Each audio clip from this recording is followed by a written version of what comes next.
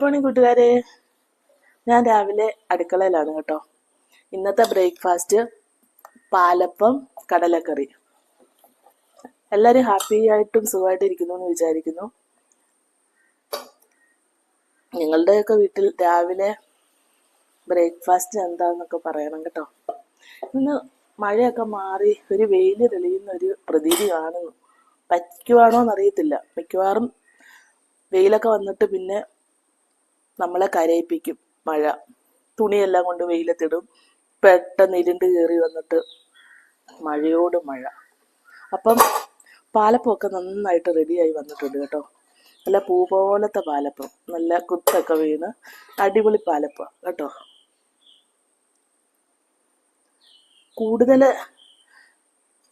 ഞാൻ പണ്ടൊക്കെ പാലപ്പം ഉണ്ടാക്കുന്നത് പലരുടെ റെസിപ്പിയൊക്കെ പരീക്ഷിക്കുമായിരുന്നു. പക്ഷേ ഇപ്പം ഞാൻ എൻ്റെ സ്വന്തമായ ഒരു രീതിയിലേക്ക് വന്നേക്കുക. അപ്പം ഞങ്ങളധികം പേരൊന്നും ഇല്ല, 4 പേരെ ഇപ്പം വീട്ടിലുള്ളൂ.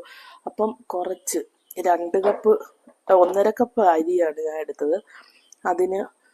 അത് നന്നായിട്ട് അരച്ച് കഴിഞ്ഞിട്ട് ഈ കുഞ്ഞു തവിയില്ലേ, ഈ തവിക്ക് ഞാൻ 2 തവി ചോറും തേങ്ങായും പിന്നെ കുറച്ച് ഒരു നുള്ളി ഈസ്റ്റും പഞ്ചസാരയും ഉപ്പൂടെ ഇട്ട് നന്നായിട്ട് അരച്ചിട്ട് അരി അരച്ചതിനകത്തോട്ട് മിക്സ് ചെയ്ത് വൈകിട്ട് അടച്ചു വെച്ചു. അപ്പം രാവിലെ എഴുന്നേറ്റപ്പോൾ നല്ല അടിപൊളി പാലപ്പം റെഡിയായി. അവനെ സ്കൂളിൽ വിടണം. മോൻ പാലപ്പം കൊണ്ടുപോകത്തില്ല, ചോറും കൊണ്ടുപോകത്തില്ല. അവന് എന്തൊക്കെ ഉണ്ടാക്കിയെന്ന് പറഞ്ഞാലും അവന് ചപ്പാത്തി ഉണ്ടാക്കണം. എനിക്കിനി അത് ചപ്പാത്തി ഉണ്ടാക്കണം.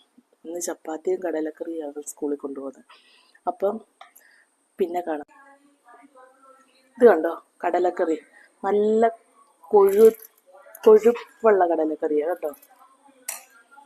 നിങ്ങളെല്ലാവരും കടല കറി വെക്കുമ്പോഴത്തേക്കിന് കടല അരച്ച് ചേർക്കുമോ? ഞാൻ നേരത്തെയൊക്കെ കടലക്കറി വെക്കുമ്പോഴത്തേന് തേങ്ങയൊക്കെ വറുത്തരച്ച് ഭയങ്കര മെനക്കെട്ട കറിയായിരുന്നു.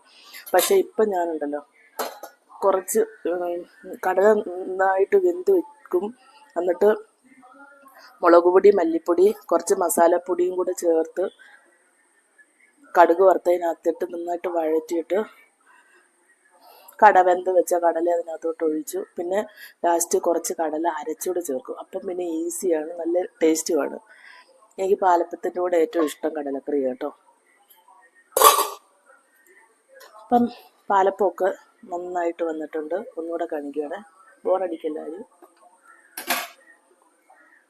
ചപ്പാത്തി ഞാൻ തിളച്ച വെള്ളത്തിനകത്താണ് മാവ് കുഴയ്ക്കുന്നത്, ഗോതമ്പ് മാവ്.